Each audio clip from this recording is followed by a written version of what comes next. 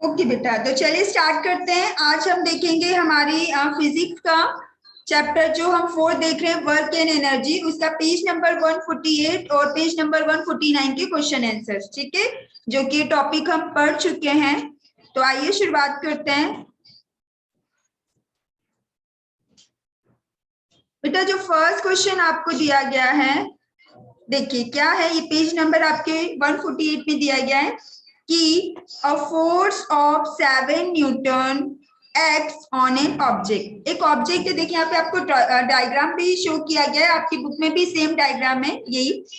तो यहाँ पर आप देख रहे होंगे कि एक ऑब्जेक्ट है जिसमें कितना फोर्स लग रहा है, 7 न्यूटन का, ठीक है। ये रहा आपका ऑब्जेक्ट, ठीक, ये रहा आपका ऑब्जेक्ट जिसमें कितना फोर्स लग रहा है बेटा, 7 न्यूटन का फोर्स लग रहा है। आगे हमें क्या बोला गया है, आगे देखते हैं। आगे बोला गया है कि द डिस्प्लेसमेंट इज से 8 मीटर। अब इसमें जो डिस्प्लेसमेंट हुआ है, फोर्स लग रहा है तो डिस्प्लेसमेंट होगा। तो फोर्स लगने के बाद बेटा जो डिस्प्लेसमेंट हुआ है ना, वो कितना हुआ है, 8 मीटर, है ना। जो ऑब्जेक्ट है वो अपनी जगह से कितना डिस्प्लेस हुआ है फोर्स लगने के बाद, 8 मीटर। ओके, ठीक है, इतना हमें पता चल गया। अब आगे पढ़ते हैं। आगे बोला गया है in the direction of the force, उसी डायरेक्शन में डिस्प्लेसमेंट हुआ है जिस डायरेक्शन में फोर्स लग रहा है, ठीक है। आप एरो देख रहे होंगे यहाँ पर कि उसी डायरेक्शन में डिस्प्लेसमेंट हुआ है जिस डायरेक्शन में आपका फोर्स अप्लाई हुआ है। उसके बाद क्या बोला गया है कि let us take in that the force act on the object through the displacement. What is the work done in this case? ठीक है, हमसे बोला गया है 7 न्यूटन का फोर्स लग रहा है एक ऑब्जेक्ट में, और इसमें डिस्प्लेसमेंट 8 मीटर का हुआ है। सेम डायरेक्शन में ही फोर्स लगा, सेम जिस डायरेक्शन में फोर्स लगा है उसी डायरेक्शन में डिस्प्लेसमेंट हुआ है। लेट अस टेक 1 second, हाँ, let us take it that the force act on the object through the displacement. What is the work done in this case?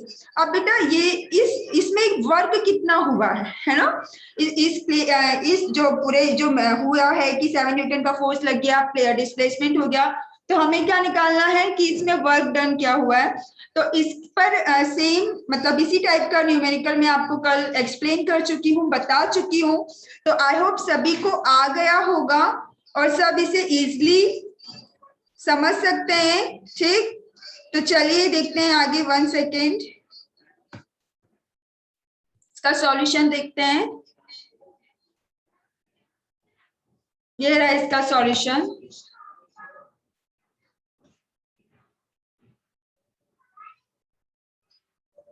देखिए यहाँ पे बस कुछ नहीं है, हमें बताया गया है कि जो फोर्स है वो क्या है, एफ एक्ट हो रहा है किसी ऑब्जेक्ट पे और डिस्प्लेस हो रहा है through a displacement distance s in its direction, ठीक है। Then the work done W, और वर्क डन को यहाँ किससे शो किया गया है, W on the body by the force, जो फोर्स के द्वारा लग रहा है, in the given is given by, ठीक है। कुछ नहीं है, फोर्स को एफ बोला गया है, डिस्प्लेसमेंट को एस बोला गया है, मतलब हमें पता है, हम फॉर्मूला देख चुके हैं। वर्क डन का फॉर्मूला कितना हो जाएगा बेटा, फोर्स इंटू डिस्प्लेसमेंट, हमें पता है, ठीक है।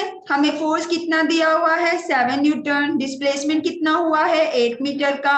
देयरफॉर वर्क डन कितना होगा, 7 into 8, 56 N M, N M newton metre, जो कि हम क्या बोलते हैं कि जो जूल जीते उनको रिस्पेक्ट देने के लिए हम उनकी यूनिट यूज करते हैं, मतलब उनके नेम की यूनिट यूज करते हैं। तो यहाँ पे क्या हो जाएगा, 56 जे, मतलब 56 जूल का वर्क डन यहाँ पर किया गया है। कुछ नहीं करना था, क्वेश्चन में फोर्स आपको दिया हुआ था, डिस्प्लेसमेंट आपको दिया था, नॉर्मली वैल्यू पुट करके कैलकुलेट करना था। तो सभी को क्लियर है बेटा ये सब? ओके, अब क्लियर है तो आगे हम देखते हैं। अब आ जाइए पेज नंबर 149 पर। उसमें एक जो क्वेश्चन है आपका न्यूमेरिकल है, बाकी 3 थ्योरेटिकल है। तो आइए देख लेते हैं दोनों पर best.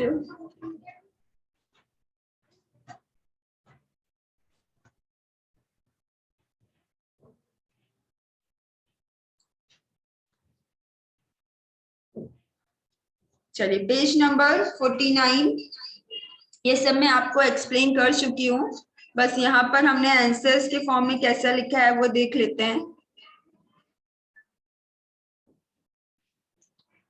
When do we say that work is done? आप कब बोलेंगे बेटा कि वर्क हुआ है ना?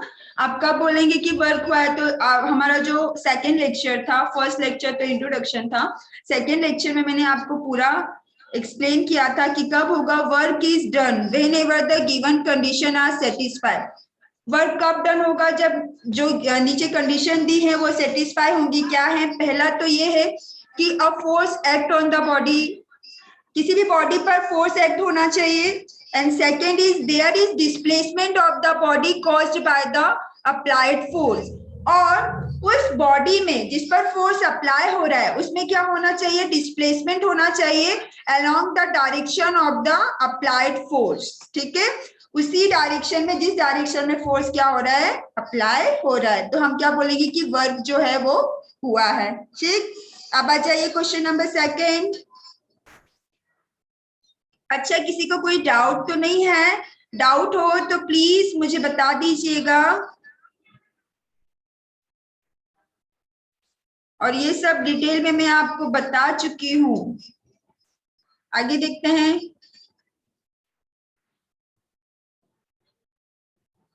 क्वेश्चन नंबर सेकेंड जो है बेटा, आपको बोला गया है उसमें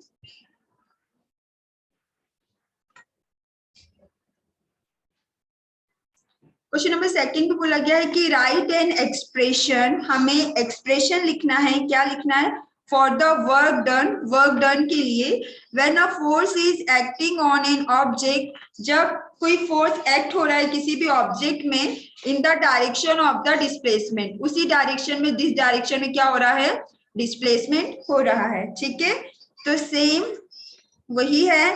when a force F is displace, जब क्या होगा?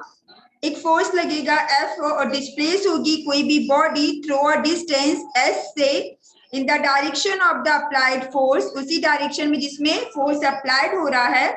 Then the work done W, जब कितना वर्क डन होगा? W on the body. तो बस इसका बेटा क्या करना है? कुछ नहीं लिखना है, हमें फॉर्मूला लिखना है कि वर्क डन इक्वल कितना होता है? Force into displacement, W equal to Fs। बस हमें एक्सप्रेशन लिखना था, फॉर्मूला लिखना था, जो हमने लिख दिया। ठीक है, और इसे दो लाइन में एक्सप्लेन भी कर दिया कि फोर्स F लग रहा है तो S डिस्प्लेसमेंट हो रहा है और वर्क डन W हो रहा है किसी भी बॉडी पर।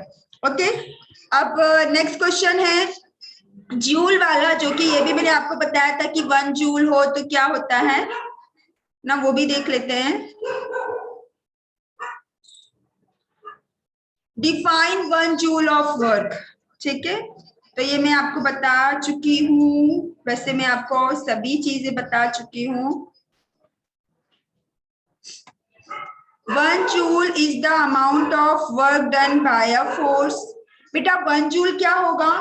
वर्क डन कितना हुआ है उसका अमाउंट होगा। ठीक है, एक फोर्स कितना लग रहा है? 1 न्यूटन ऑन एन ऑब्जेक्ट, और डिस्प्लेसमेंट कितना होगा? 1 मीटर का इन the direction of the applied force, उसी डायरेक्शन में जिसमें फोर्स अप्लाई हुआ है। 80 कुछ नहीं है ना, 80 छोड़ दीजिएगा कि 80 क्यों लिखा हुआ है। ठीक, आपको याद होगा, मैं इक्वेशंस लिखती हूँ 1 सेकेंड। कुछ इस तरीके का लिखा था हमने, 1 जूल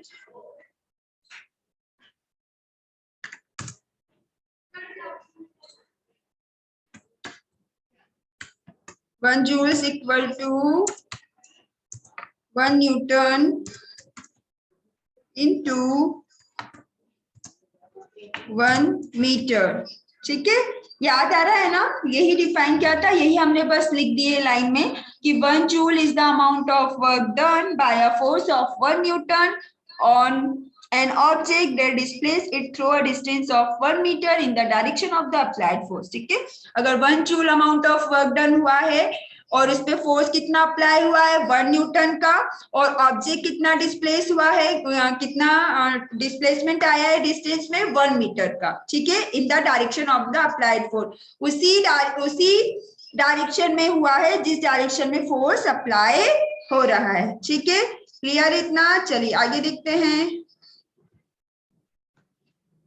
लास्ट क्वेश्चन है हमारे पेज नंबर 149 का, जो कि एक न्यूमेरिकल है। ओके, ठीक है, तो आइए देखते हैं इसे।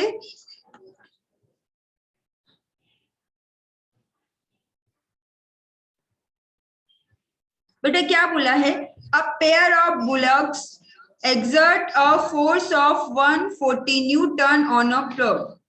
बेटा एक पेयर है बुलक्स का, ठीक है, बैलों का, है ना, और वो क्या कर रहे हैं, खेत जोत रहे हैं, ठीक है।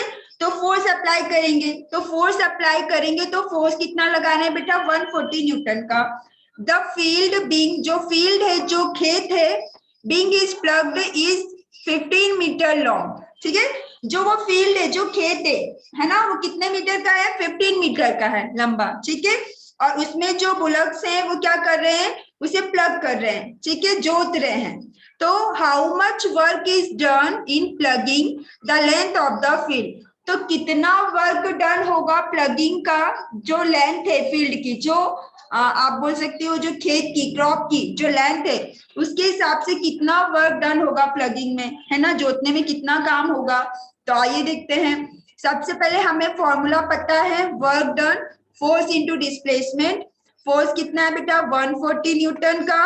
डिस्प्लेसमेंट कितना हुआ है, डिस्प्लेसमेंट मतलब क्या, जितनी जो लेंथ है, ठीक है ना, तो कितना है 15 मीटर, कुछ नहीं करना है, वैल्यू पुट करना है, मल्टीप्लाई करेंगे तो क्या आ जाएगा 2100 जूल, मतलब 2100 joule of work is done in plugging the length of the field. Clear है इतना, ठीक है।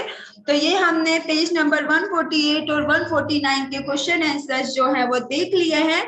मैं आपको पीडीएफ सेंड कर दूंगी, तो आप लोग आपकी फेयर कॉपी में राइट कर लीजिएगा, ठीक है। यानी जितना टॉपिक हमने पढ़ा उन सभी टॉपिक के क्वेश्चन आंसर्स हम देख चुके हैं, यानी हमारा वर्क जो है वो फिनिश हो चुका है। अब हमें क्या पढ़ना है आगे, हमें पढ़ना है एनर्जी, है ना। वर्क एंड एनर्जी जो चैप्टर हम पढ़ रहे हैं, वर्क हमारा डन हो चुका है, ठीक है, और अब हमें स्टार्ट करना है एनर्जी। तो इतना आप सभी को क्लियर है।